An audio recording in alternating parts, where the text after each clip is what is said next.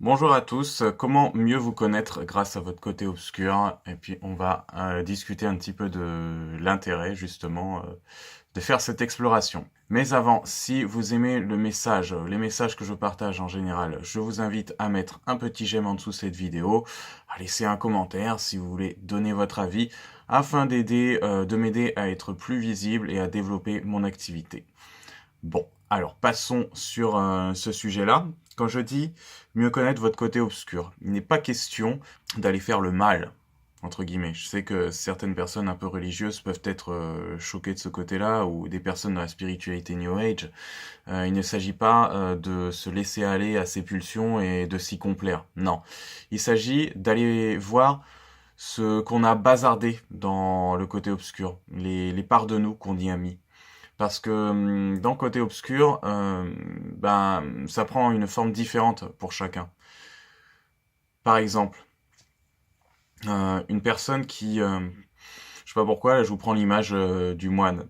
Vous savez, le moine fanatique qui voulait tellement pas tomber en enfer que il se flagellait, il se fustigeait de ne pas suivre son engagement, d'avoir des désirs pour les femmes, d'avoir des envies un peu sombres et du coup il se considérait comme possédé et il se disait c'est pas bien, c'est pas bien.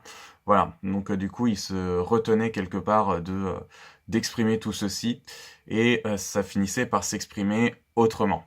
Donc là on revient un petit peu dans le Moyen Âge, hein, je vous l'accorde, le côté on va dans le pouvoir, on fait des exécutions à tour de bras, où on assure sa domination sur le peuple.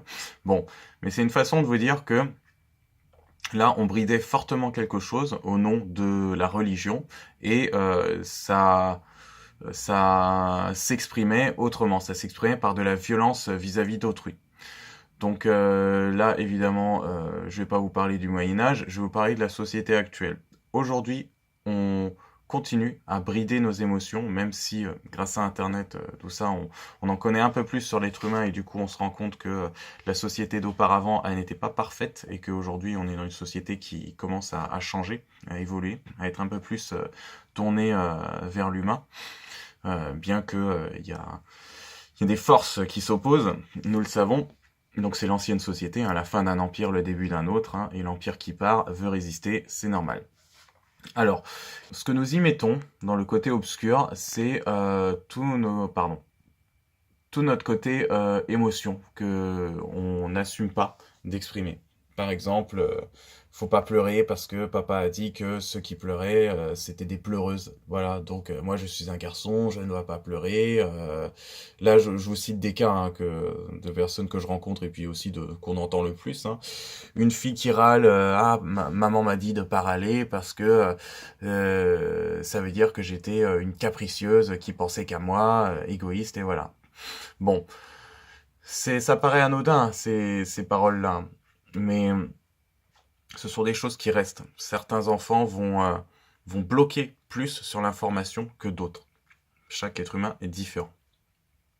Et du coup, à l'âge adulte, ça va donner une personne qui aura un homme qui s'en voudra de ne pas être assez masculin, qui va se poser les questions sur sa valeur en tant qu'homme, parce qu'il aura des moments où il se sentira faible et où il aura envie de pleurer, mais il se dira faut pas être faible, voilà.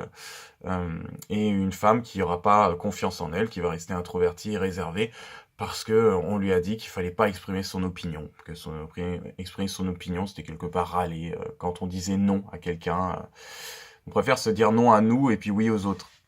Le problème, c'est que, comme pour l'exemple du moine, là, des moines que je vous ai cités, des moines fanatiques, pardon, eh bien, ce qui n'est pas exprimé va s'exprimer autrement.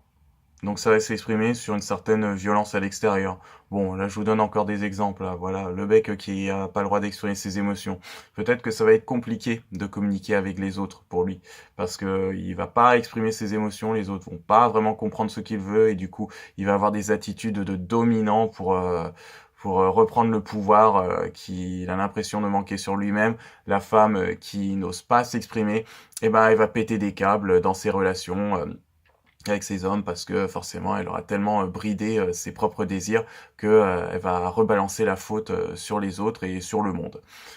Vous voyez que là, ce qui aurait été utile d'aller chercher dans le côté obscur, c'est ah, je suis quelqu'un qui pleure parfois.